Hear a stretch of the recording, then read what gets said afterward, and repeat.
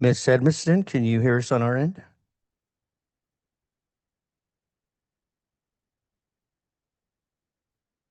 Miss Edmiston, can you hear us on our end? Yes, I can hear you. I had to unmute myself. Thank you for that audio check. Thank you.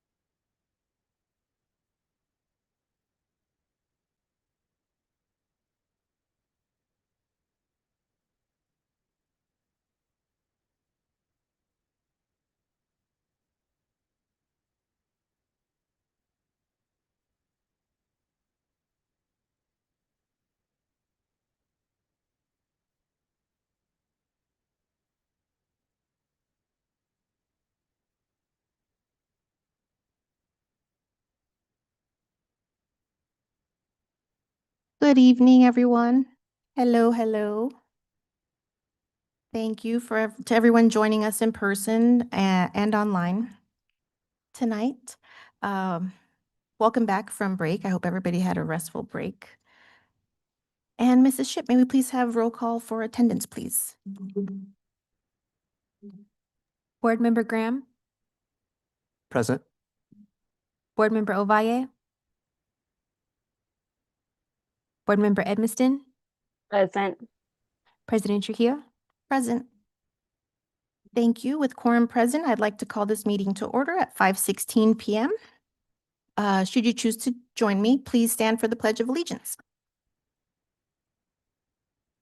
To the flag of the United States of America, to the republic for which it stands, one nation, under God, indivisible, with liberty and justice for all. Thank you. That brings us to item A3, the adoption of the agenda. Dr. Gonzalez, do you have any recommendations for our agenda this evening? Madam President, staff recommends that you accept the agenda as it is presented. Thank you kindly. With that, I move that we adopt our agenda as presented. Do we have a second? Second. Thank you. Any discussion? Hearing none. All in favor say aye. All opposed say no. Aye. Aye. Aye. Thank you. With that, our motion passes, and that brings us to Section B, our current event summary. We'll begin with B1, our superintendent's report. Dr. G, the floor is yours. Thank you, Madam President, members of the board, our cabinet members, audience, and viewing community. This is a meeting to complete our last meeting that was started on November the 13th when we lost quorum. So it looks a little different than the meetings that we've had in the past. However, we will be resuming that meeting where we left off, and we're looking forward to sharing some of the information from that meeting with all of you. But first, I do want to welcome our newest board member, Mr. Graham. We're really happy to have you joining our governing board. And I also want to spend a moment of gratitude to thank everybody who helped to make our Thanksgiving holiday a joyous one for many families. We had over 60 Thanksgiving boxes from Chase delivered to families in our district and to help support them. We also had our associations ESPA and PECTA and the employees who work at the district office who all came together for a food drive to support the food and resources pantry at Monterey Park for all the Phoenix #1 families. And we had generous vendors from ADM, McCarthy, and one more. Oh, Canyon State, who also made donations to make sure that when we were doing our meal programs on Saturday, that there were enough opportunities for any family who came to be able to receive a lunch program without being turned away. So we appreciate so much all of our partners that have helped to support making sure that the families in our district are cared for. And we're looking forward to a wonderful holiday season for everybody, and we're glad to have you here with us this evening. And that concludes my comments. Thank you, Dr. Gonzalez. I'd like to echo everything you just shared. I'll go really quick. Moving on to item B2, our first board members report, I would also like to say happy Thanksgiving to all those who choose to celebrate. And again, I hope everyone had a good time away on fall break. And I would also like to welcome our newest governing board member, Justin Graham. Thank you for being here. I'm grateful you've chosen to be of service to the Phoenix Elementary #1 students, staff, and community members. I look forward to working together and leading by example alongside one another. Would you like to share a first board report? Sure. I'm acknowledge I'm new here, so I don't have anything elucidating to report to you. But I will say that I feel very privileged to be here, and I appreciate the opportunity. Look forward to learning as fast as I can. So forgive me if I ask a lot of questions or am slowing things down along the way. It is not with any agenda other than trying to make sure I have as much information as possible, and I share the desire, I think, of everyone to help the students of the district wherever we can. Thank you kindly. Board Member Edmiston, do you have anything to share? No pressure. I'll say happy Thanksgiving to everybody, and welcome Board Member Graham. Thank you very much. Moving on to item C1, this is the time for public comment. We'll adhere to the 3 minutes per participant, please. Members of the body may not discuss items that are not specifically on the agenda. Therefore, pursuant to ARS 38-431.01, Section G, actions taken as a result of public comment will be limited to directing staff to study the matter, responding to criticism, or rescheduling the matter for further consideration and decision at a later date. We've got one community member in person for public comment. Ms. Ship, how many electronic comments do we have? We have 9, Madam President. Thank you kindly. With that, we will begin with Mrs. April Pettit, please. Welcome. Thank you for being here.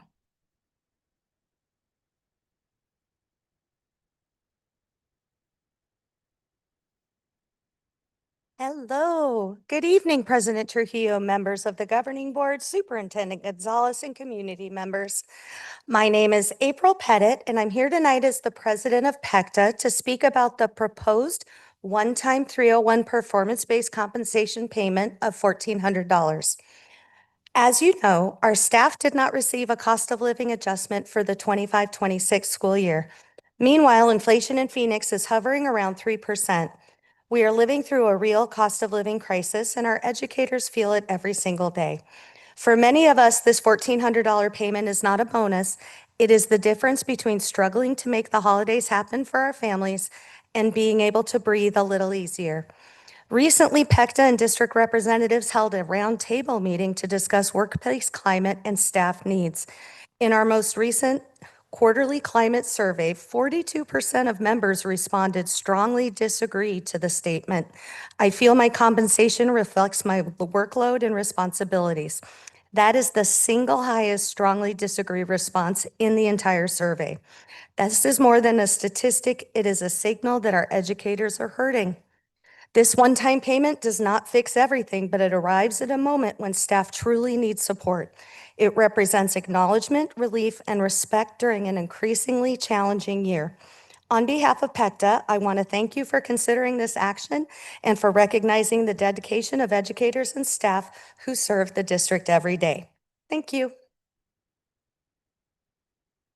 Thank you very much. Mrs. Ship, please begin when you're ready. Our first comment is from Paul Booth. Good afternoon, Governing Board. I would like to offer a warm welcome to Justin Graham as you join the PESD Governing Board. You join at a critical time for our district. I wish to offer our support and insight as a community member and parent with hope you will champion collaboration and integrity and transparency as you step into your role. To the entire board, the district has been hosting roundtables, and we would like to remind you of some of our concerns and priorities. Number 1, prioritize our teachers. Prioritize children's education by offering competitive compensation to our amazing teachers, valuing them far above less vital administrative roles. Number 2, neighborhood schools are essential. Neighborhood schools, schools of assignment, are the center of daily life, guaranteeing access for every local child and fostering involvement. Magnet traditional schools, which are schools of choice lotteries with no guarantee of enrollment for nearby families, are not a sustainable replacement for neighborhood schools. The cost of closing Hurd School. The closing of the former May Bartlett Hurd Neighborhood School was a mistake that ignored crucial enrollment data.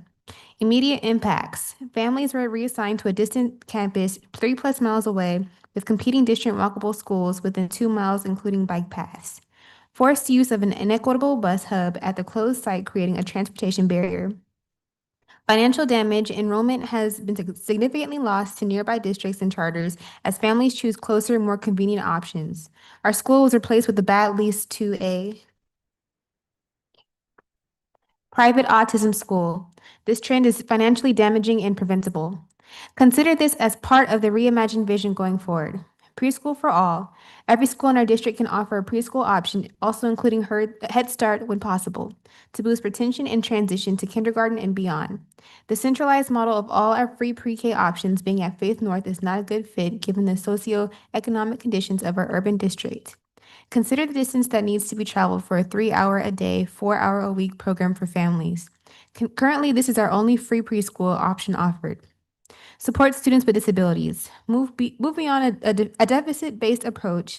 Acknowledge their strengths, support inclusion, and maintain high expectations through personalized learning. I encourage the board to prioritize reopening a true neighborhood school in the former herd boundary.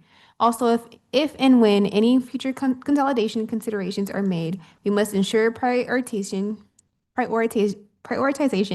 in maintaining nearby neighborhood and community access from preschool to 8th grade for all communities. With compassion, listening, and shared commitment, we can stop the financial enrollment loss and rebuild the heart of our district, our neighborhood schools.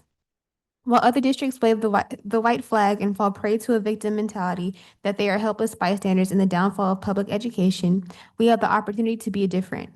We become a model district with a clear and shared vision, high standards for all students, aligned curriculum with a focus on positive community and parent engagement in school culture.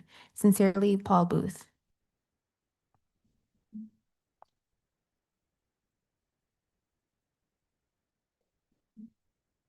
Our next comment is from Sergio Jose Cosole Govea. A one-time payment would be deeply meaningful to me because of the time of year. Extra money will alleviate the Christmas burden of buying presents. Also, I am planning to go back to school, and so it'd be meaningful to put toward tuition and investments. Our next comment is from Courtney Mers. Good evening. My name is Courtney Mers, and I am currently a 6th grade teacher with the Phoenix Elementary School District. I am writing this community comment to express the importance of the one-time PBC payment coming to staff before winter break. During this time where inflation is at an all-time high and we are funding things for our own classrooms such as paper, additional funds during the holidays would greatly impact our ability to spend the holidays with less stress and anxiety of the financial burden that often comes this time of year. Thank you, Courtney Mers. Our next comment is from Edgar Toledo. Hello, receiving the $1,400 payment before winter break would mean so much to my family. This time of year can be stressful, and knowing that we have this support will lift a huge weight off our shoulders. It would allow us to keep our home warm, put healthy meals on the table, and make sure our kids have what they need for the holidays. More than anything, it will give us the chance to enjoy the season together without worrying about how to make ends meet. For us, this payment isn't just financial help, it's hope, security, and the ability to create memories that matter. Edgar Toledo. Our next comment is from Maeve Drake Lavelle. Good evening, President Trujillo, members of the board, cabinet, and Superintendent Gonzalez. My name is Maeve Drake Lavelle, and I am a proud member of the Faith North family. I would like to express support for the proposed $1,400 one-time PBC payout for staff. This has been a very challenging year, and our teachers and support staff have continued to show tremendous dedication despite increased responsibilities and rising student needs. This payout would boost morale and offer meaningful financial stability for staff and their families at a time when it's truly needed. Supporting our employees directly supports our students and strengthens our schools. Thank you for considering this important investment in our staff.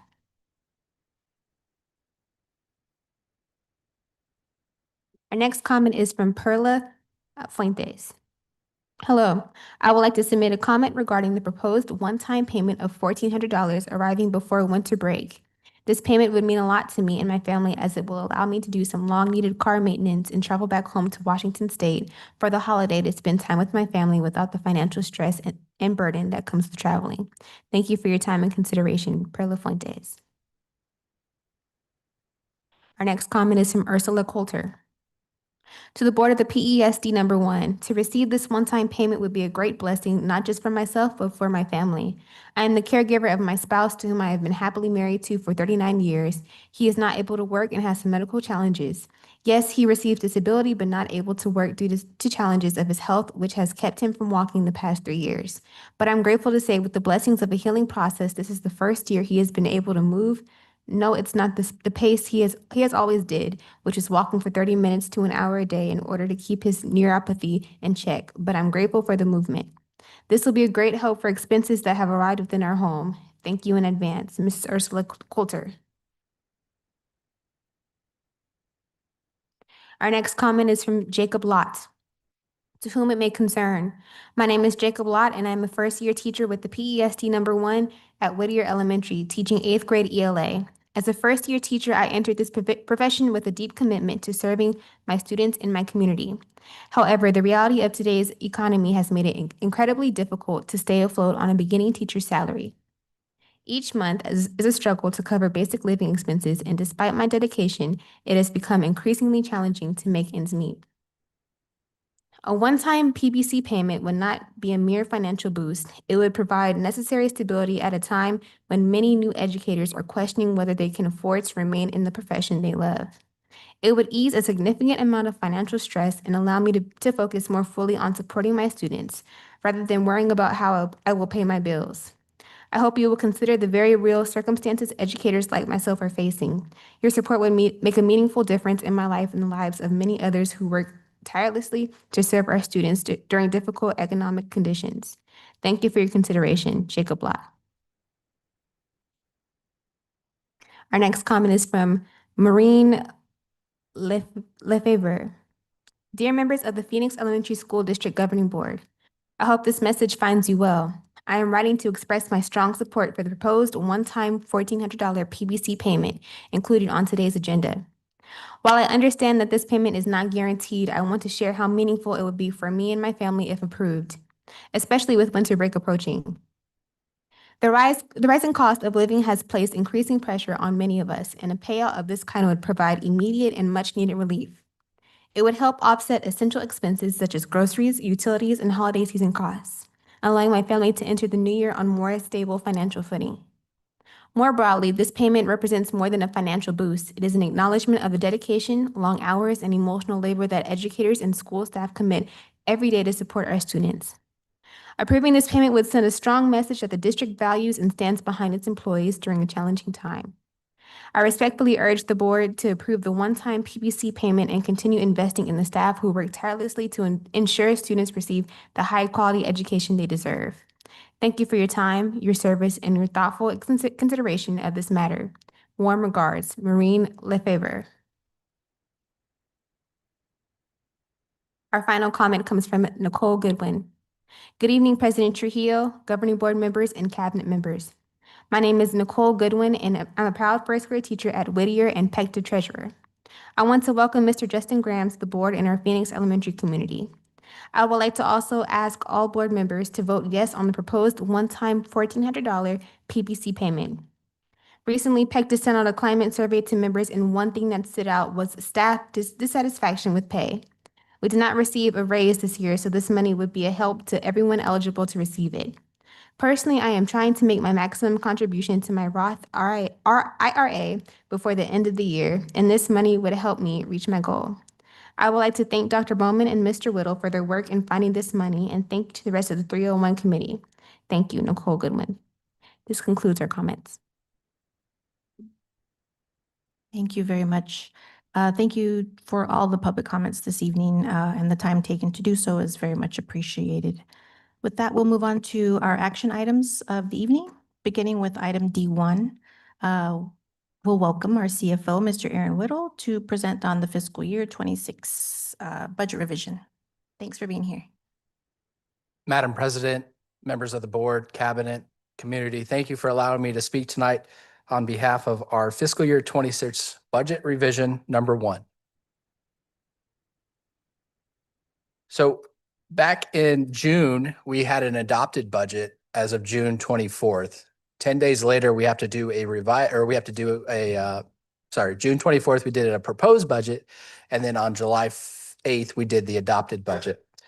So part of the budget process is throughout the year, when we're adopting and we're proposing and adopting a budget, we are taking considerations from historic data that we think is going to be for that year's budget. So we are actually adopting a budget prior to the school start. So what we have to do is throughout the year, we go through our ADM, which is our average daily membership. And the state looks at our ADM to see, does it match what our adopted budget is? And do you have to adjust up or adjust down? If you're 1% over the adopted budget by December 15th, you have to revise it. So that's why we're coming to the board tonight to revise that budget.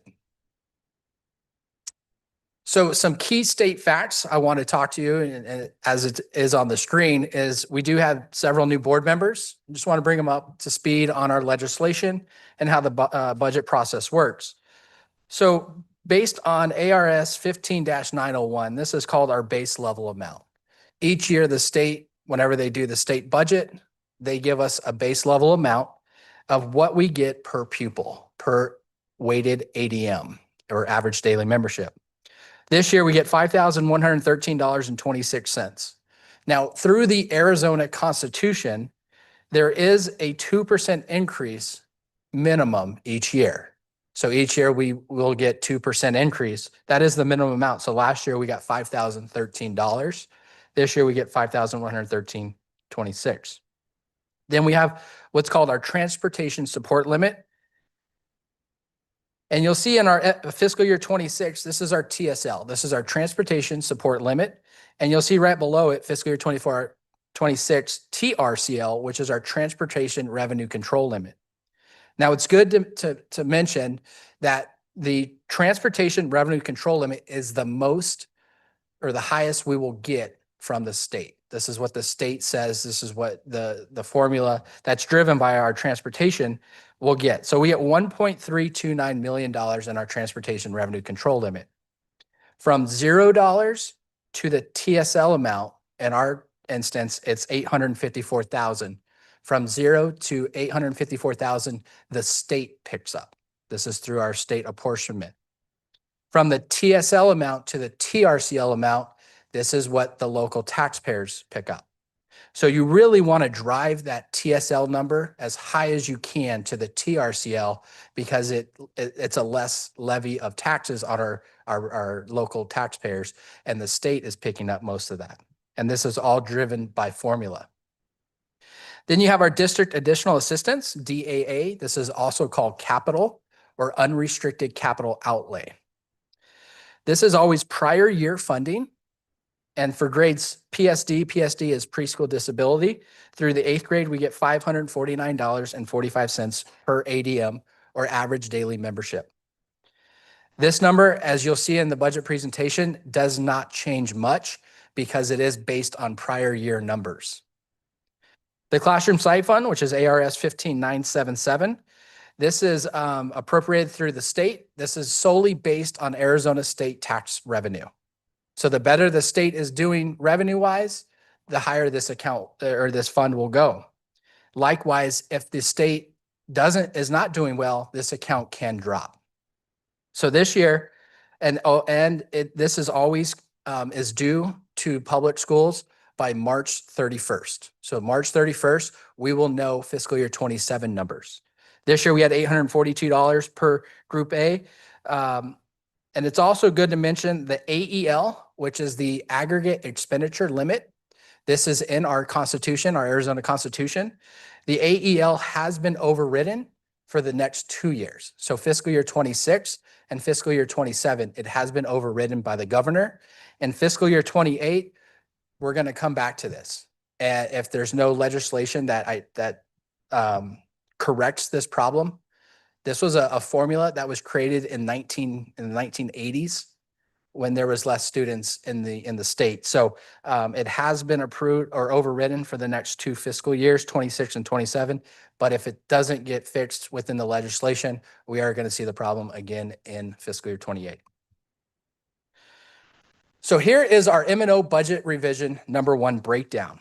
As you'll see, there's 3 columns there. You have the adopted budget, which was on July 8th, and you have what we're revising to, and then the difference. So the weighted ADM, we projected, and historically we were seeing about a 200 student decline. That's what we projected the M&O adopted budget on in July. We actually saw a 556 student decrease from what we projected. So we're seeing a decrease there. You'll see the base level amount that is set by the 2% inflation rate through the state budget committee, or through the state budget. So there's no change in there.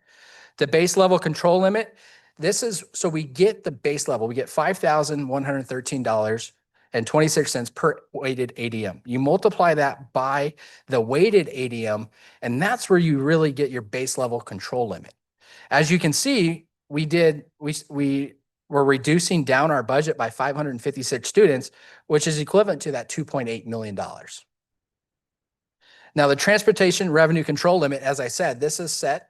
The TRCL is always set, so there's no change there. We do get an audit service adjustment because districts are mandated. If you have over a certain amount in your expenditures or your budget, you're mandated to perform an annual financial audit. The state says, because we mandate it, we're going to give you that money back, and we're going to give it to you back through the budget documents. So that's what that is. That's what our audit cost for fiscal year 25. Then you have the revenue control limit. You'll see it's the same as the base level control limit. Then the one thing we're really trying to build is the budget balance carry forward. So what districts did not spend in prior year in budget capacity, the state allows you to bring that over and increase your budget. So as you can see, for the adopted budget, I projected we were going to be about $1 million budget balance carry forward. However, it's based on your actual finances, your actual expenditures. The AFR we presented in October to the board for approval. So when we adopted, we were guesstimating what is our final number going to be. And the board asked me, when will we know what our budget balance carry forward is? And it was in October that we knew that. But now we're going to the revision. So what we're doing is we're increasing our budget balance carry forward by $421,000. So we're adding that to the budget. I projected $1 million. We actually came in at 1.4 million in budget balance carry forward. Then you have additional add-ons. As you'll see, there Prop 123 was a big one that we weren't solidified on. So I did not include that in the adopted budget. But however, we have since gained those numbers, and it actually gained this district by $356,000. So that's a positive there. Our desegregation, we do get desegregation money. That's no change to that. We do have our M&O override. Again, so the M&O override is based on the revenue control limit. As you can see, we went from 5.0 million to 5.2 million. So we're actually increasing that by about $178,000.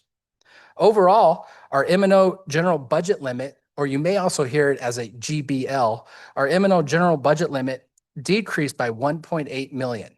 This is mainly caused by the weighted ADM, that 556 students you see at the very top. Then on the next page, you'll see our DAA. Now, as I was talking on our second slide, I mentioned the DAA is always based on the prior year ADM, or average daily membership. Here you can see we increased our unweighted ADM by 3. That's because we did a state recalc in June, and it actually increased our weighted ADM by 3.1524 students. Base level amount, 549, no change there.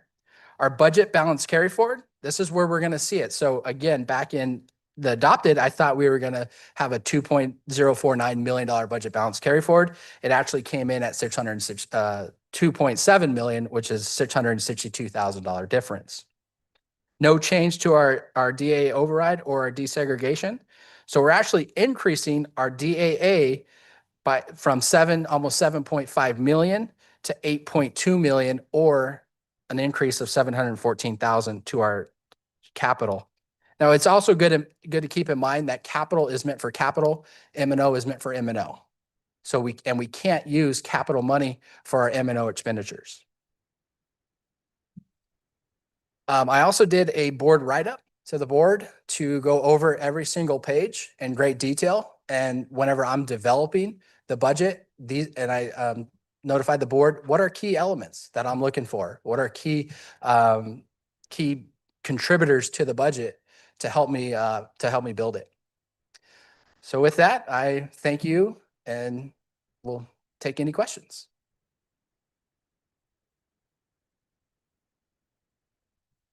Thank you, thank you. Do we have any questions right away, or do we need a little bit of time to look over everything?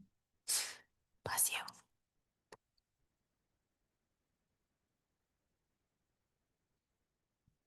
I have a question, and I appreciate all the work, and I have certainly done my best to educate myself on the the framework that is involved in putting these together. Can you give me your best summary for the reason for the change to the weighted ADM number? Yeah, I mean, there's a lot of factors that go into play. External factors, internal factors. There's not one specific reason I can identify or I'd be able to identify. I think we're seeing it nationwide. We're definitely seeing it in Arizona, where a lot of districts are seeing huge enrollment declines. I think there's several factors that contribute to that. I guess yeah, part of my question is how the weighted ADM number relates just to the unweighted number. Yeah. Oh, yeah, absolutely. So the weighted ADM is all of the special educations. So you have unweighted, these are how many pupils are in the school. Right. So for example, we have 4,517 total students in the school. However, what we're funded for is 3,998 students. So we're not funded for majority or about 500 of our students. And the reason for that is they don't meet the criteria. So for example, the state funds kindergarten at half day. So we only get half an ADM for them. There is no funding for preschool. So the weighted ADM, if the child has a disability, then the state has group B weights, and they say, hey, to educate this regular education student is like educating a regular student at this much. So for example, our hearing impaired students. So hearing impaired students get a 6 ADM increase. So you take the multiplier and you do however many hearing impaired students you have, and you multiply it by the weight. So let's say we have 5 and the weight is 6, you do 5 times 6, you have 30. So the state says, okay, to educate those 5 students is like educating 30 regular education students. So that's how we're going to fund you. Understood, and apologies for so many questions. It's very helpful. Last one is because I didn't have a chance to look very deeply at the student population change over that period that caused the number to decline. Can you, of that 500 that moved in the weighting, describe generally where that 500 number arose? Was it mostly by virtue of the more heavily weighted students, or Yeah, is that, absolutely. are we talking about 500 people? Yeah, absolutely. So majority of it is regular education student. So the regular, we did see some in our weighted student count, but majority is the weighted student count. Or sorry, the regular education. Yeah. Yep.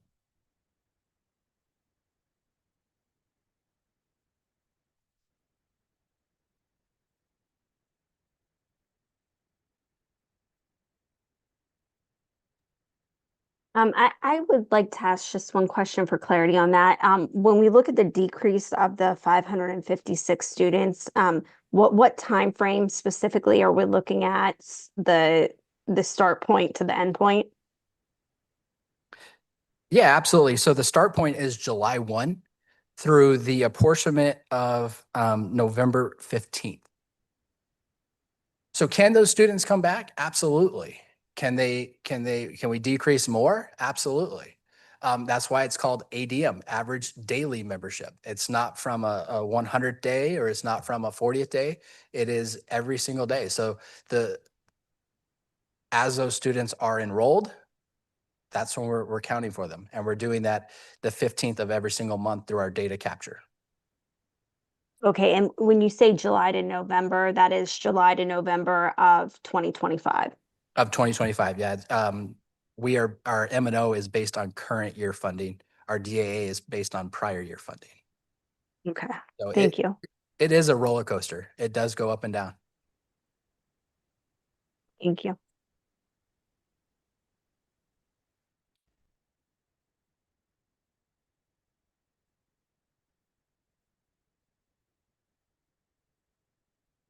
Mr. Whittle, so this, I know we've got to get this revision in by December 15th. Yeah, so it needs to be uploaded to the state by December 15th. Perfect. And then what's the time, what's the next? When will we revisit this? Yeah, absolutely. So what we'll do is we'll have a revision in May. The May revision is due by May 15th. That is the last revision of the district. Got So, it. and then we'll submit it. And then what we'll do is we'll continue to monitor on a monthly basis. What is our budget doing? Is our ADM going up or our ADM going down? Got it. And the board normally has a study session for finance. So we'll have that coming up. Maybe we move it up a little sooner. We'll Yeah, talk about that maybe. absolutely. I'll get with Dr. G. Other than that, any other questions? All right, hearing none, I move that we approve our fiscal year 2026 budget revision. Do we have a second?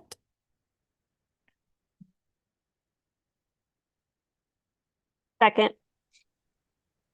Thank you very much. All in favor say aye, all opposed say no. Aye. Aye. With that, our motion passes and we'll move on to item D2. Which is receive, discuss, and consider approval of the one-time payment presentation. Will you be sharing those details tonight, Mr. Whittle? Yes, Madam Okay, President. great, thank you. Awesome. So members of the board, Madam President, Cabinet, thank you for allowing me to speak tonight on behalf of our cash accounts and our one-time adjustment to the base pay. So when we're talking about our cash accounts, we're talking about what's the difference. And I want to bring to the board's attention the difference between budgeted accounts and cash accounts. Budgeted accounts are funds 001 through 499 and 600 through 699. These accounts are subject to strict spending limits established by not only Arizona, but also the federal government. And these are dictated by formulas and statutes. The purpose of the budgeted accounts is to dictate the maximum amount of school district is literally to legally permitted to spend in a given fiscal year. So these put parameters on us. The examples of these are our M&O account, our DAA account, and also our federal programs. These accounts are paid throughout the year, not in a lump sum. It's key to note that. These accounts are paid on a monthly basis.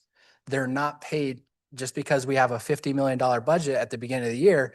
The state doesn't just throw in $50 million into our account. So it's good to take note of that. We'll also hear about dead cash coming up, I believe, in this legislation session. And what is dead cash? Dead cash is having more cash than what's approved in the budget limit. This does not allow a district to spend beyond its legal budget limit.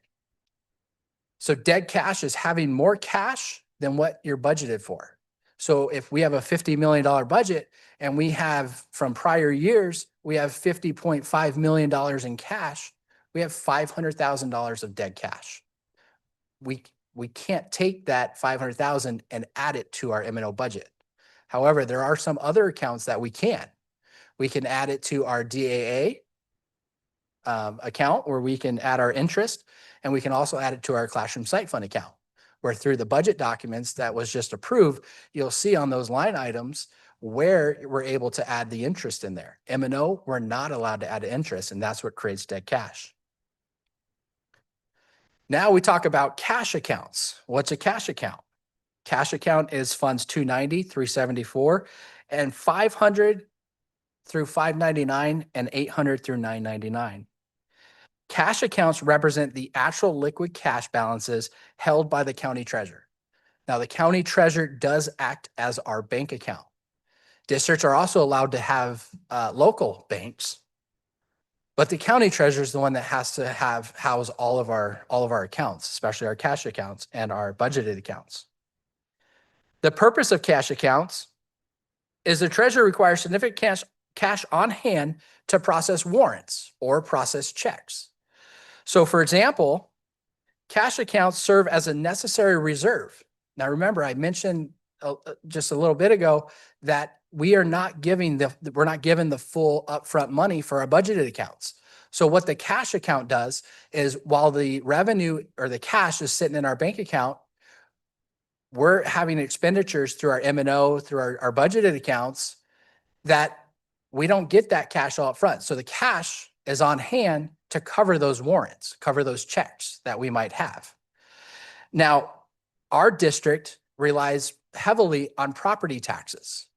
So property taxes come in November, December, and May. That's when they're due. That's when we collect that revenue. So if we have a $4 million a month payroll expenditure, we're getting $1 million a month through our state aid. So we're having outflow of 4 million, but an inflow of $1 million.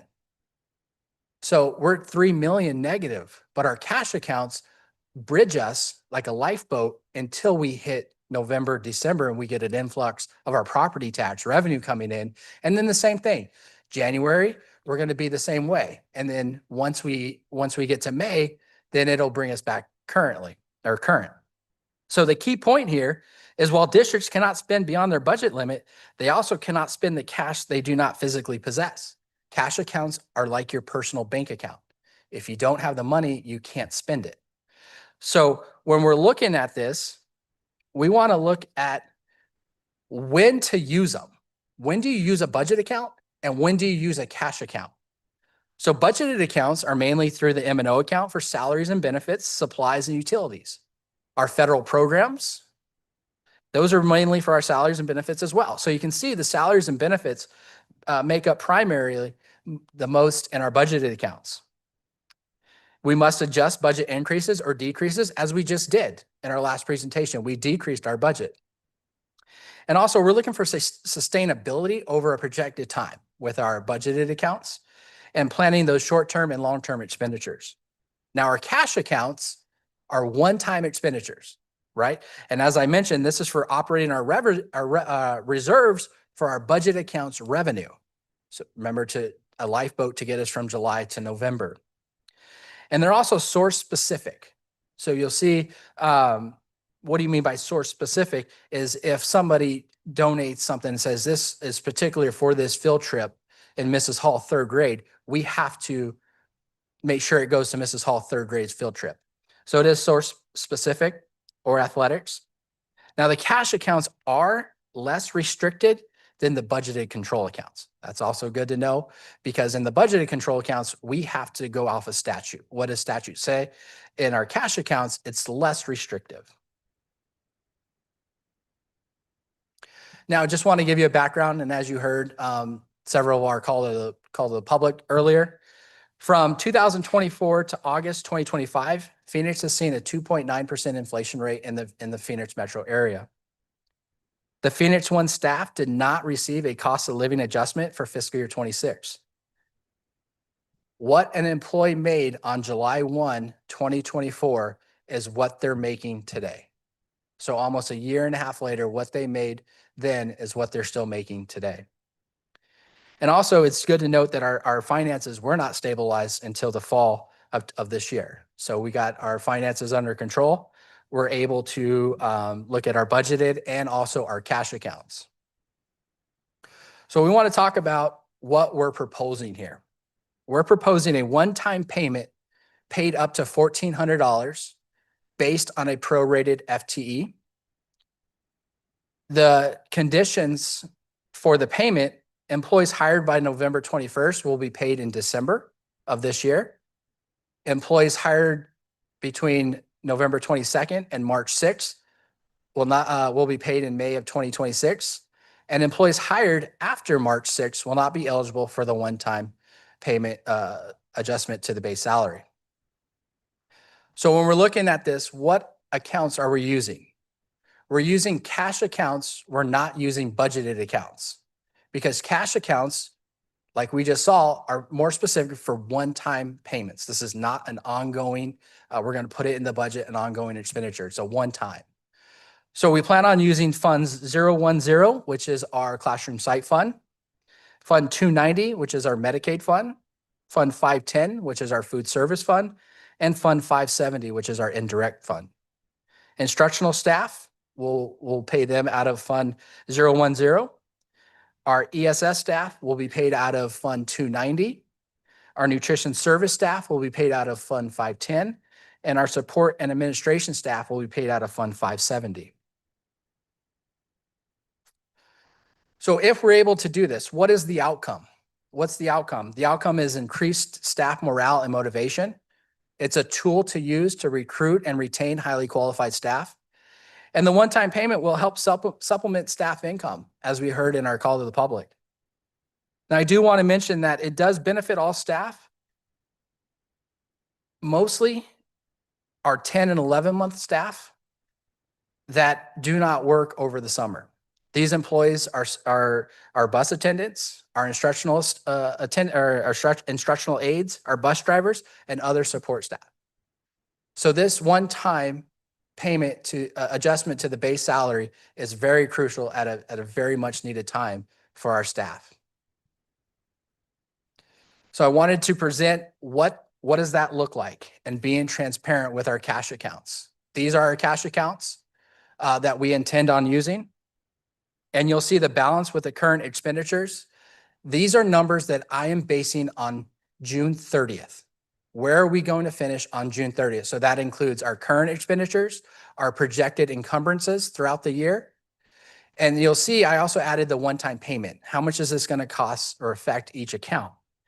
And you'll see that our ending balances are still relatively where we want them to be. Now, we mentioned earlier about interest, right? The interest we make. These accounts also accrue interest that we can add back to the account, the cash account. So basically what we're doing is we're taking the interest we're making and supporting our staff with that earnings and that retainings. We also, with this, using Fund 010, we also have to do a performance-based compensation plan, which is our 301 plan. It is required distribution of the 301. It is a developed plan based on a committee, and it has to be approved by 70% of all eligible certified staff. And it does need to be adopted by the governing board, which is why we're bringing it to the governing board tonight for adoption. That legally allows us to do this. And as you'll see, eligible staff approved the proposed revision by 89%. And you also see that it was all yes votes. So 11% did not vote on this. And it was over 220 responses that we received. So with that, I thank you for your consideration, and I'm here to take any questions.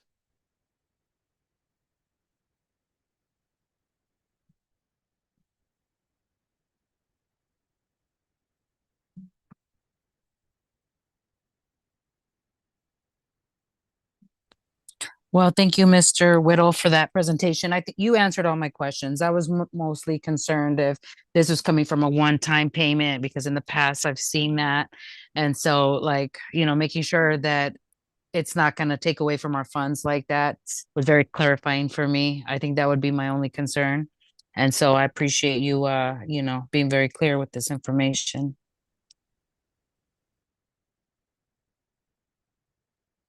Thank you, Board Member Ovaya. Welcome. I didn't realize, I was just about to ask for questions, so I'm glad to hear you're here. Thanks for being here. My quick question would be, I guess I would just like, for future like updates and things that we get, what we're doing to be, I guess, ahead of the game as far as cost of living adjustments and things like that going forward. Maybe what would I want to look for? What would I anticipate, I guess, from our future presentations to kind of have that in mind? Absolutely. Any other questions?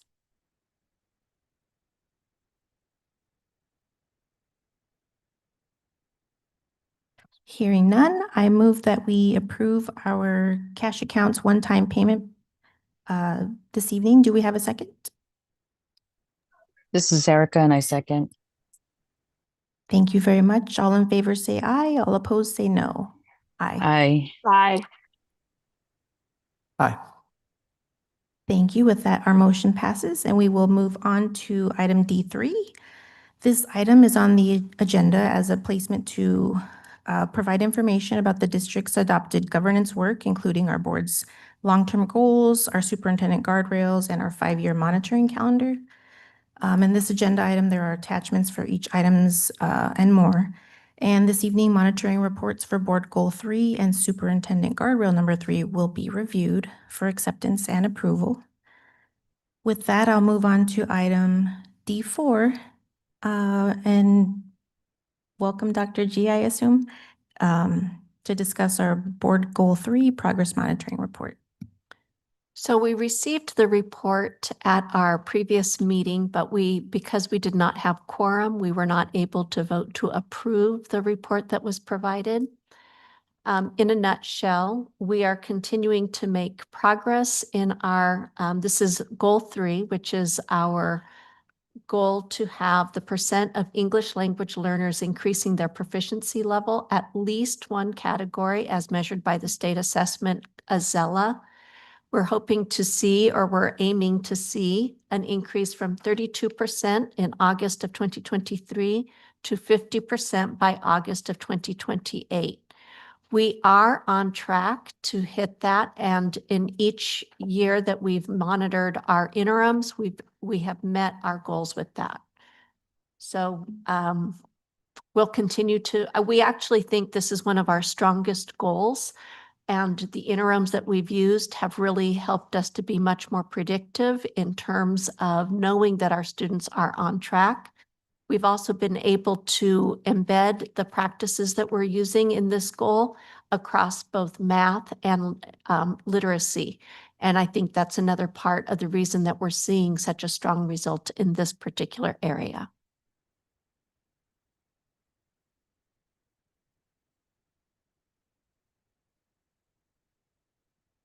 Thank you for that. I do remember going over this last meeting.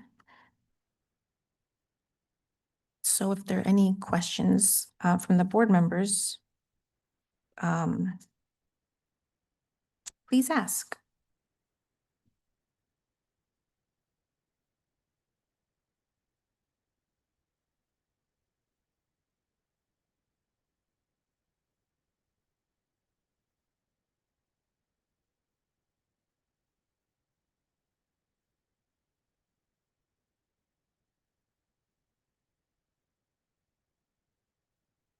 I don't really have any questions just because we've been so on track with this one. I do believe Mary Lou and Dr. Brandt gave a really good explanation for where we're at with professional development and the programming that we've got going on. So that's why I don't have any questions. So if there are no further questions, we can move on to a motion if that's appropriate. All right, hearing none, I move that we approve the monitoring report for Board Goal 3. Do we have a second? This is Erica and I second. Thank you very much. All in favor say aye. All opposed say no. Aye. Aye. Aye. Aye. Thank you. With that, our motion passes and we'll move on to item D5, the monitoring report for Superintendent Guardrail number 3. Thank you, Madam President. Superintendent Guardrail number 3 is that the superintendent shall not allow the district to operate without a system designed to recruit, employ, and retain diverse staff who reflect the community and needs of the urban students that we serve. So if you look on the next slide, you can see that we've broken this into 3 guardrails that are interim measures that we would use to be able to put this in place. So by May 2026, the district will have clearly documented and streamlined hiring processes that includes an employee handbook, for every employee to ensure all future employees feel welcomed and honored to be part of the Phoenix #1 community, generating a satisfaction rating of 85% or higher as measured by surveys of new staff within the first month of their start date.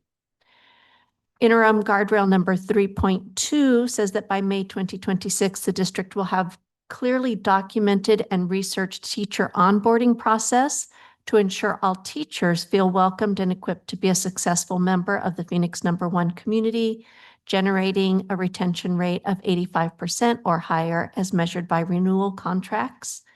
And then the interim guardrail 3.3 is that the district will have clearly documented opportunities for staff to provide input through anonymous surveys, ensuring all employees feel welcomed and honored to be part of the Phoenix #1 community, generating a satisfaction rating of 85% or higher as measured by surveys of staff through exit interviews and end-of-year feedback annually. So when we look at interim guardrail 3.1, I want to give credit and thanks to Dr. Bowman, our Assistant Superintendent for Human Resources. Last year, he convened an employee group who looked at our employee processes and worked very closely with the Human Resources Department to make sure that we had an employee handbook that was clear. So I'm going to turn it over now to Dr. Bowman to be able to share a little bit of what has been done with this process and where we are today after the convening of that committee. Good evening, governing board members, and thank you, Dr. Gonzalez, for the opportunity to share some amazing work. We had a pretty big gap in our system by not having an employee handbook. So our first generation of that is out and available, and we've distributed that to all of our new hires this year. In a collaborative fashion with ESPA and PECTA, we will refine that. That's what our upcoming work is. I've provided you with a table of contents so you can see the general contents of the employee handbook, which includes also in large part our meet and confer agreements over the years, so that what we have in writing matches what we do in practice. And it's often a great tool to have to be able to point employees exactly where to go when they have specific questions. The next iteration of this that we will have in place by the end of this year is to have it online. And it will be a dynamic document where all of the links to policies and everything, you just have a single click on it. So you don't have to go and search for anything other than that. And we don't also then have to grow a handbook that has 400 pages. So we're really excited about that iteration that's more personalized and easy to navigate through. When we do coalesce our teams back together, then what we will do is we'll generate a feedback loop that we don't have that developed today. But the feedback loop will go out to the employee groups to provide input to what still needs clarity and what sections can we add and bolster to continue to improve this. So it's a big gap. It's at its first iteration, and we're just really excited to be moving in that direction for our district, for all of our employees, just to provide more consistent clarity. Thank you, Dr. Gonzalez. Thank you, Dr. Bowman. And on our next slide, you can see Dr. Bowman not only worked on this aspect, he also got feedback from the beginning of the year surveys with our new teachers. There were 35 new teachers this year, and we had 92% respond around that theme of community. So going back to, did people feel like they were welcomed and honored to be part of this? This is a short sampling of the feedback around the theme of community or belonging. And you can see we had teachers who had left the district and came back. And I love the comment, it's so wonderful to be back at PESD. Moving on to the next page, the theme of support. You can see some of these are a little more detailed, but they also call out some of the amazing staff that helped to work to create this experience for our teachers.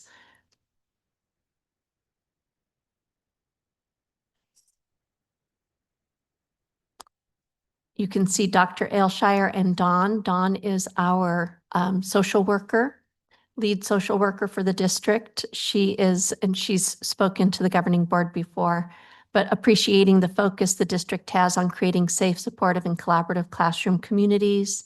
Mary Lou Gonzalez, who is one of the people that is responsible for the student outcomes on our English language learners that we spoke about earlier. Mary Lou Gonzalez, Dr. Alicia Zelvis, who's responsible for our exceptional student services, and Michael Hansen, who is responsible for our teacher professional development. All were amazing and learned so much from them. I appreciate all their knowledge and support. Crystal Famania was outstanding. I walked away feeling confident and with loads of new knowledge. And Erin Goldberg is a gem of an educator, and really instilled a sense of confidence surrounding the curriculum. Susan Brown was so incredibly thorough. It made me feel like I'm ready to tackle the curriculum. Then you can also see with the onboarding survey of all new employees, we had a 51.2% satisfaction rate that with the highest score of 5. 39% rated their satisfaction as a 4. That's 90.2% of respondents rating their experience as a 4 or a 5. The mean average rating was 4.41, and the mode, which is the most frequent rating, was a 5, both confirming the overwhelmingly positive feedback. There were a small percentage, 11%, that gave a neutral rating of 3, but there were no dissatisfaction ratings of 1 or 2 in this group. So when we look at the next guardrail, Guardrail 3.2 is about a teacher mentoring and induction program to not only take them from the onboarding process, but to make sure that we are continually working to build their professional growth.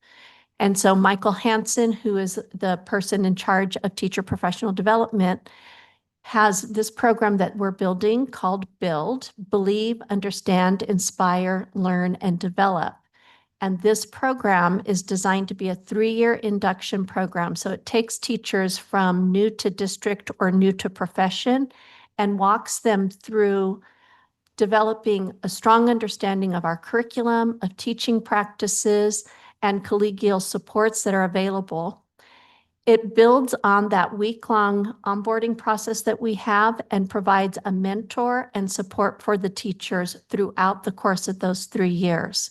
Our goal is that in those 3 years, we've developed a strong foundation in teaching practices and curriculum understanding so that they are then equipped to develop and obtain the National Board Certification for Teaching. And so our hope is that through our careful budgeting, we're able to make sure that we are able to support teachers to obtain their National Board Certification process after year 3. So they wouldn't start that process until they hit year 3. Here's some of the feedback from the participants in the BUILD program, and you can see the pluses and deltas. Teachers were noting that building trust and strong classroom communities and relationships where students feel safe, sharing, participating, and overall sense that they belong was a strength. But you can see then in the delta, teachers were frequently describing their prep periods being consumed by meetings, such as CTMs, which are classroom or collaborative team meetings, MTSS, which is multi-tiered systems of supports for students, IEPs, which are meetings for students with individualized education plans, and professional development, which left little opportunity for focused instructional planning during the school day. Teachers did feel that they were part of a strong community that extended to both students and colleagues, highlighting the importance of supportive shared environments. But one of the deltas is that teachers are requesting additional support in using instructional strategies from scaffolds to engagement practices, along with how to differentiate lessons for the different groups of students that are being served in our classrooms. Another plus was that teachers expressed pride in their resilience, persevering through challenging situations, remaining committed, and not giving up despite difficulties. And this is a theme that we saw when we do the end of year surveys. The things that people remark on continuously is the sense of pride that they have in serving the students that are in our district, the collaboration and the collegiality with their colleagues in our district was another highlight. A delta, though, is that there's also a strong interest in more strategies for effective classroom and behavior management. So these are areas that we will continue to build programming to support teachers in. Interim Guardrail 3.2 also shows that we were going to have a clearly documented and researched program for teachers, but as we started working on this, we realized that we needed to do even more, and in partnership with ESPA, we recognized that we needed to have expanded opportunities for other employee groups. So this year, we've added custodial training on safety. We did bus driver training on managing student behaviors. We've got child nutrition custodians. We're working on developing a program for second language acquisition for monolingual workers. And then we also have office manager training that's an ongoing part of the work that we do, but that is on customer care and the requirements of state reporting. We also are creating, and this is again something that Dr. Bowman has been working on, creating pathways to increasing knowledge and skills for career advancement. We've noticed in the past couple of years, we have really great employees, and when they apply for jobs internally, they don't always get the opportunity to take that job on because they don't interview well. And so one of the things that we've decided to do is help them in understanding how to apply for an appropriate job that fits your desire, your work, and your skill. And then how do you interview for a job to highlight your assets in the best ways possible? And Dr. Bowman is starting those sessions for employees. It's voluntary, but he's starting those sessions this year. There will be some in December and some more again in February. Dr. Bowman, did you want to add anything to that? Not really. You articulated that perfectly. What we want to do is make sure that we're giving our employees the best opportunity possible for their next step in their career. Oftentimes that's within our own district. And so to me, it's critically important that we provide work in that area. Just let's take a look at what a resume should have. Let's look at your resume. Let's look at online tools that are available to help and assist. And then in interviewing, we use a strategy in interviewing like a lot of people do, but it's behavior based. And so all of the questions that we generally create start with, tell me about a time when, or from your experience, tell me that. So we'll work with our employees on how to anticipate questions to the job they're applying for, and then just help them be best prepared so that if they want to advance within our organization, great. And if they end up thinking about advancing outside of the organization, it'll still be incredibly helpful. Thank you, Dr. Bowman. Now looking at Interim Guardrail 3.3, this is having that documented process to ensure all employees feel welcomed and honored, and measuring that through end-of-year surveys and anonymous surveys. So to establish our baseline, last year, Dr. Bowman sent an exit interview survey to all of the people that were leaving. Granted, exit interviews don't always everyone doesn't respond to an exit interview for a variety of different reasons. But we did have 64 people who did respond to the exit interview. And then we also sent an end-of-year survey to all employees, and 96 people responded to that. And here again, you'll see what people enjoy most: the people and relationships, the students and families, the work environment and culture, leadership and administration, and community connections. Recommended areas, and these are not isolated to only Phoenix #1. I think every district I've been in, these are the recommended areas for improvement. Communication and transparency, compensation and benefits, you heard about that tonight. Staffing, retention and support, curriculum and instruction, student safety, discipline, and behavior. You can see Dr. Bowman also took the information from those surveys and showed you the breakdown of people who were responding So you can see the years of service that were in each of those and then what their percent was in response. And that concludes the report on guardrail number 3.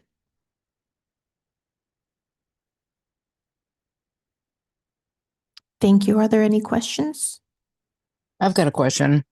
I don't know if I missed it because I'm also parenting, but these surveys, are they different from the surveys that we heard from PECTA?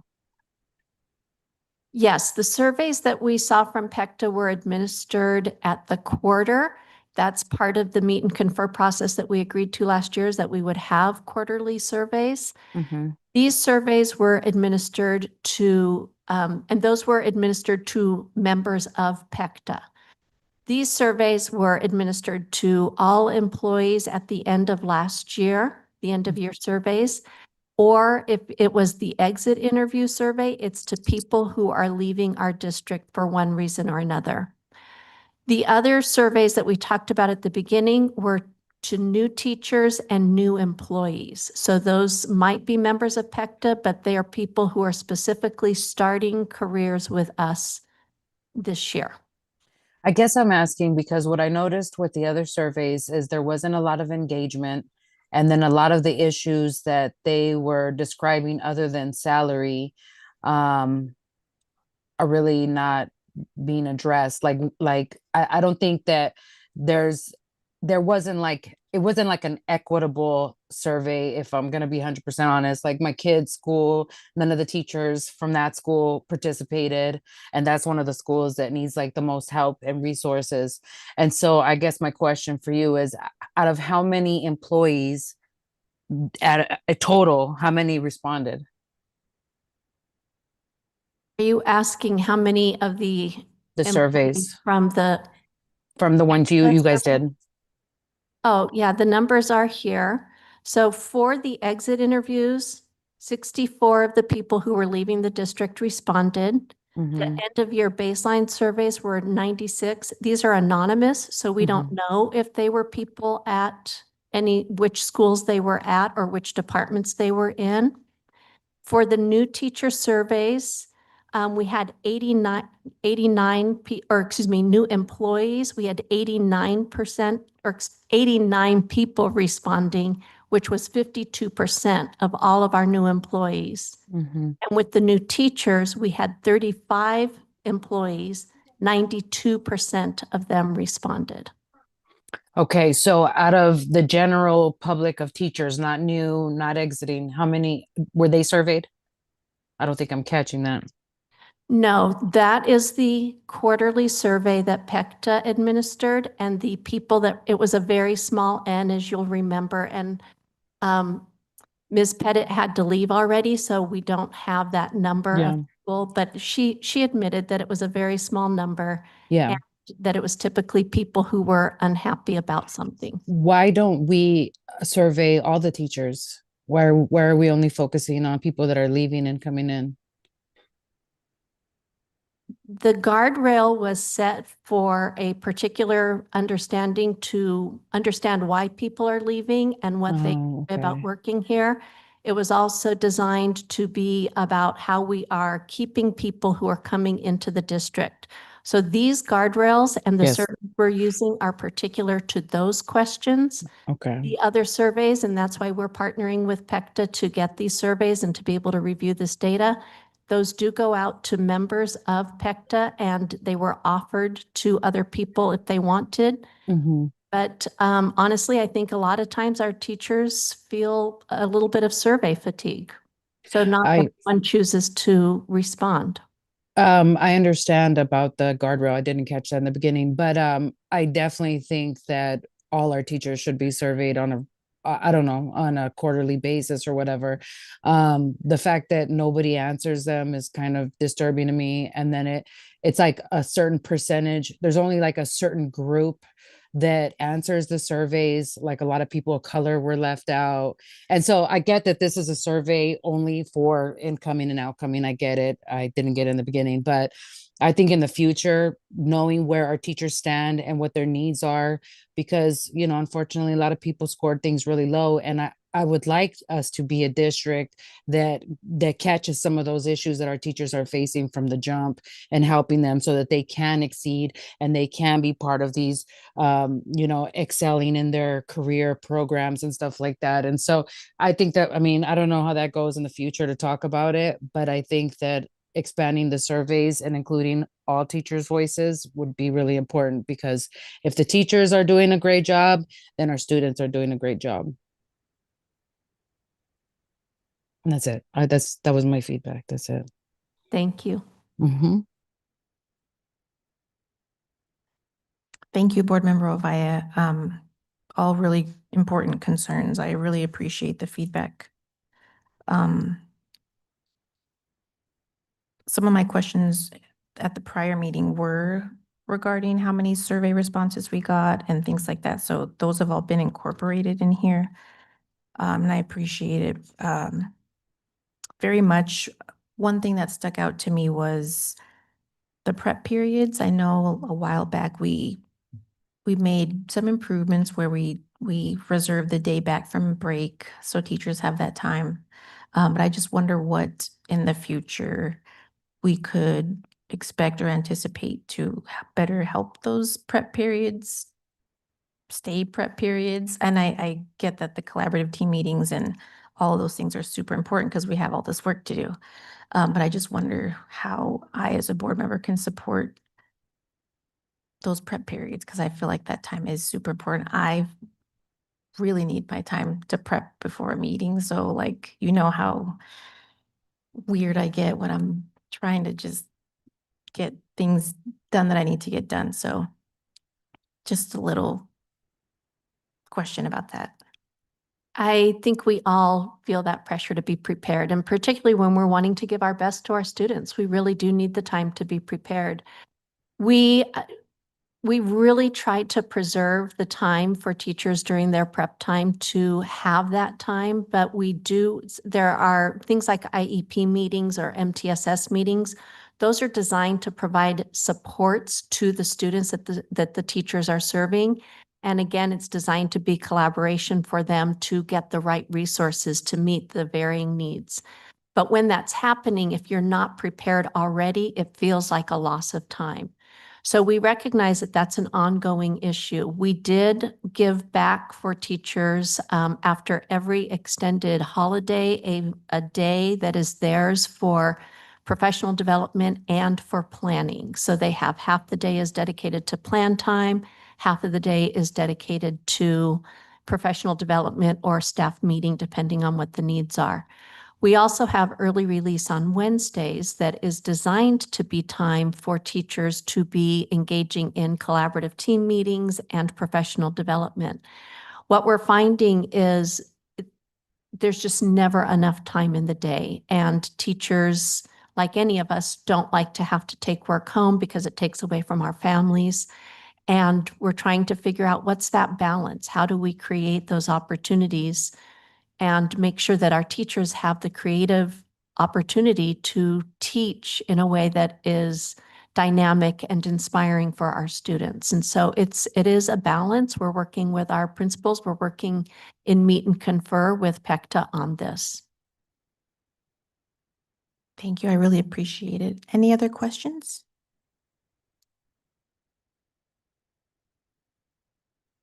Hearing none, I'll move that we approve our monitoring report for Superintendent Guardrail number 3. Do we have a second? This is Erica, and I second. Thank you kindly. All in favor say aye. All opposed say no. Aye. Aye. Aye. With that, our motion passes, and we will move on to item D5 to discuss our policy recommendations as a first reading. We've had quite a few of them, so I'm not too sure if we will be discussing the things we read in them or what. I guess I should say. So because there are a lot of A lot. policies in this revision, we get our policy revision suggestions from ASBA, the Arizona School Boards Association, and they're generally driven through statutory changes in the legislative session or there are other policy issues that come up. In this instance, these are all D policies, which were around budget. And I think this came out of the last legislative session where we saw that more oversight of policy around budgeting and how budgets are prepared, how budgets are presented, and the role of the governing board in looking at those budgets, that all is being streamlined so that the policies are very clear and it's very clear who is responsible for what. So these policies, what we've done is we've created the table for you so you can see what the policy is, what the revision to the policy was, and then what administration's recommendations are.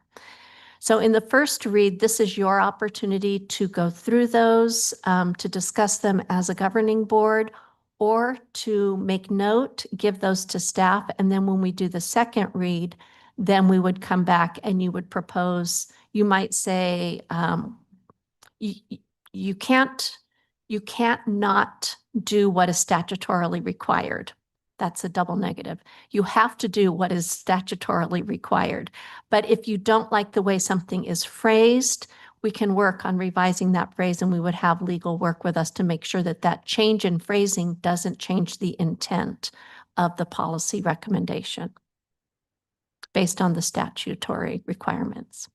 So this is your first reading opportunity to go in depth into this, to look at this, that you have this, and that as board members, you can discuss it collectively, or you can also take this and make notes, send them to staff, and then we can do a second read, probably now a second read in January rather than December 11. That doesn't give you a lot of time to go through all of this, that we would be able to then make those adjustments that are recommended from you so that you could vote in the second reading. Thank you. That was my exact wonder, what's best to get feedback to you.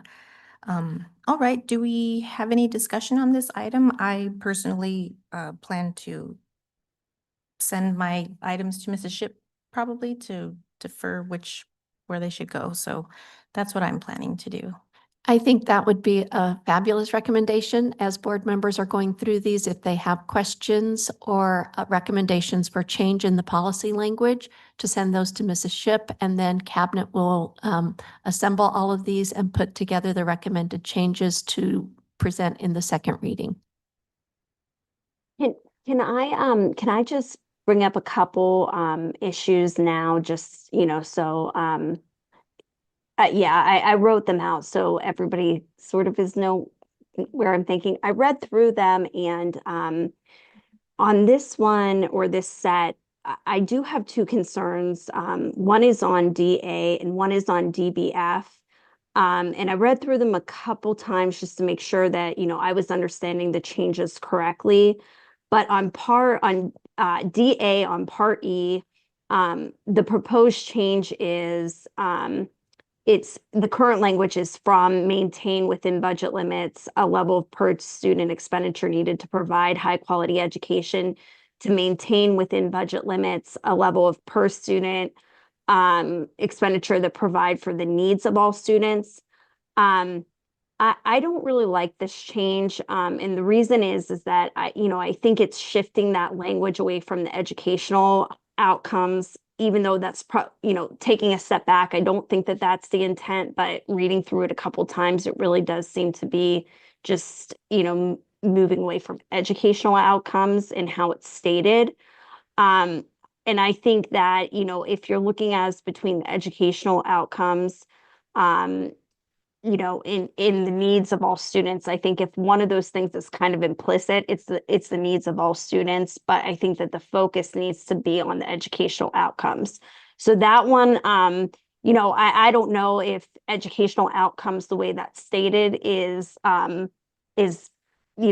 maybe that could be changed in some way, but I think that the first language in that respect is better than what the change suggests. And then also on the DBF, that's another one. I read through this a few times to make sure that I was understanding the change, but the proposed change is within 10 days before and not later than July 5th, the governing board shall publish notice of the public hearing and the board meeting to be held no later than July 15th to present the proposed budget. But the current language says at least 10 days before, and I think that that should say that at least 10 days before is the correct language, because within 10 days before could be just a couple of days before the actual meeting is the way that I read it. So those are the two ones that I would like to see change, and I can send my notes over as well. Thank you, Board Member Edmiston. That's very helpful. And that would be great if you'll send that and we can get that in a board update so everyone can read the full text of the policy and your recommended changes, and we can put that in the second reading. Okay. Thank you very much. Looking forward to see how this process goes. Are there any other questions regarding the policies for first reading? I have one just as I dig back into these. Does ASBA ever offer any guidance to support the slate of recommendations, narrative support, or anything else in writing that they offer? They give the whole policy. We get the redlined versions and what was there previously. Their guidance is the recommendation that they're providing to us. Just the cold and red line, basically. That's Yeah. like what you got. Yeah. And so That's we, what I saw as well. But I didn't know if so what I missed CAPS something. does is we take those policies and we review them based on our own experiences and make recommendations that, yes, this makes sense because it's statutorily required. But you'll notice that both DB and DF are not statutorily required. It was more about streamlining the language. So those recommendations, I think, are perfectly appropriate recommendations for us to consider.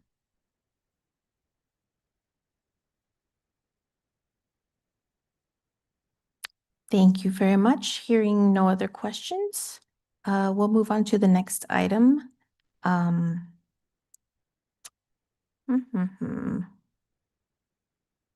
Regarding our agenda.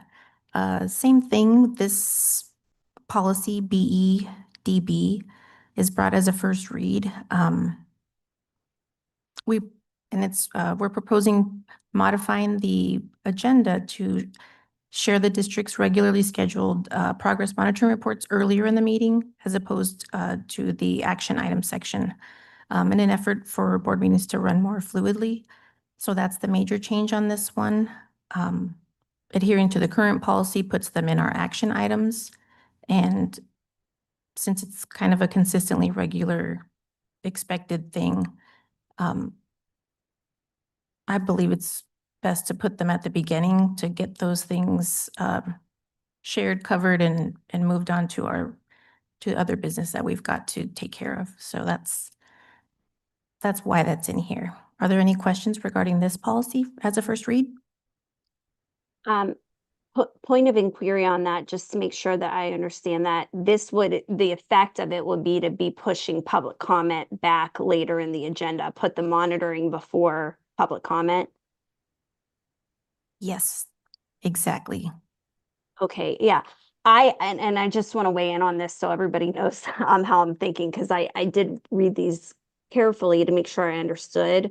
I really don't like that. And I just want to give my perspective on this because, in the time that I've been here, the public comment actually has not taken a lot of time at all, in my opinion. And tonight is a great example of a lot of the things that we were going to address, people wanted to weigh in on. And I think it kind of, in some way, it frames the meetings and the action items that we're going to be discussing. So I like that. And I think just as a matter of principle, hearing from the community, parents, teachers, that is a high priority. And in consideration of everybody's time, because a lot of people, parents coming after work and so forth, they do have a lot of time constraints. So I can foresee situations where if we push the public comment back and the monitoring up, that creates even more uncertainty when people come to the meeting to make a public comment, how long that they'll have to stay to do that. And then that gets into a scenario where maybe that starts to dissuade people from coming. So I don't like it. And I also just don't think that I think I think there are times where public comment can go on for a very long time, and then you have to, figure out if you're gonna, reduce the amount of time that people can speak, and that makes sense in certain contexts. I just have to say, in the time that I've been here,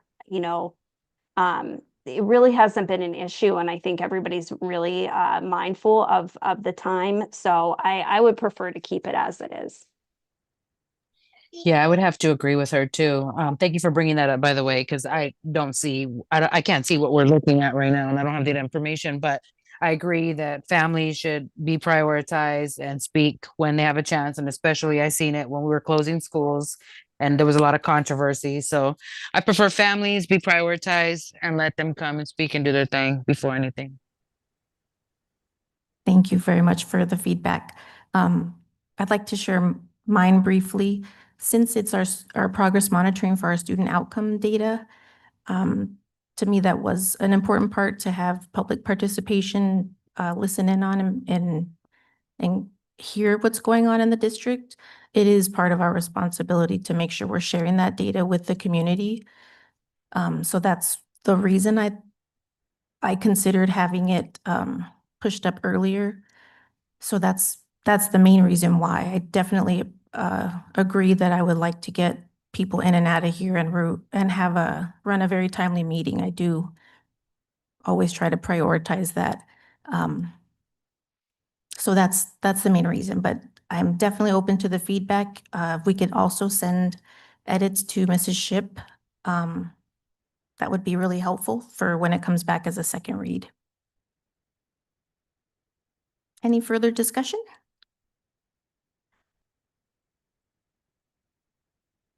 All right, hearing none, we'll move on to item D8. This request is to appoint an ad hoc committee for our policy review work. So I'd like to have a discussion on what that actually is, or to gain better understanding from everyone. Policy reviewing will be a long process, and it'll require time outside of regular board meetings. To help begin that work, an ad hoc committee seems appropriate as a best step forward. And I recently asked Board Member Edmiston to consider prioritizing some time out of her schedule to begin this work as two board members to start the committee. And we'd be reviewing district policies to, as Dr. G mentioned earlier, to make sure we are following statute, to make sure our policies are, one, doing the things that the law requires, and two, making sure it's appropriate oversight of the board for policies that we've got in place that sometimes haven't changed very soon, or we haven't, aligned them to what the needs of our district are. So that's my understanding of the reason why we want to do this. And I just want to prioritize this work so it's not delayed any longer than it has been already, I believe. Since it's difficult sometimes to get a full group together for extra work study sessions and things like that. So appointing an ad hoc committee would offer some structure to moving forward on this. So if other board members want to participate as their schedules allow, we can definitely make sure that happens. These will be public. We'll have to publicly notice these so that way everyone knows when we are meeting. So with that, I'd like to ask if there's any questions questions before we take a vote on this.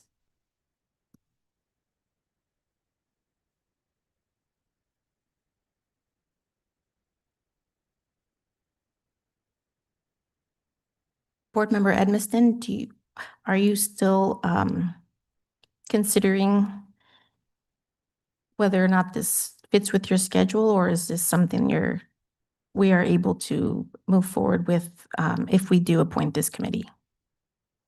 Absolutely. Yeah, we can move forward with it. Thank you very much.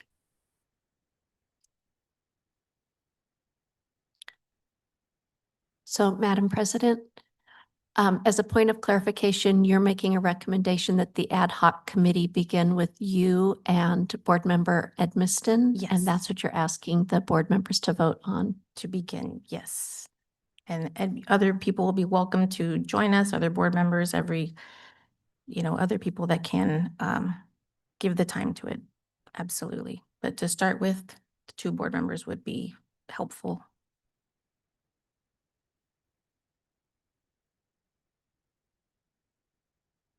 No discussion.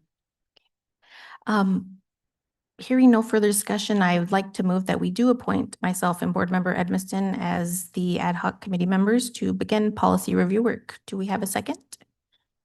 Second. Thank you kindly. All in favor say aye, all opposed say no. Aye. Aye. Aye. Aye. Thank you very much. With that, our motion does pass, and we'll move on to item E1. Do we have any future agenda item requests?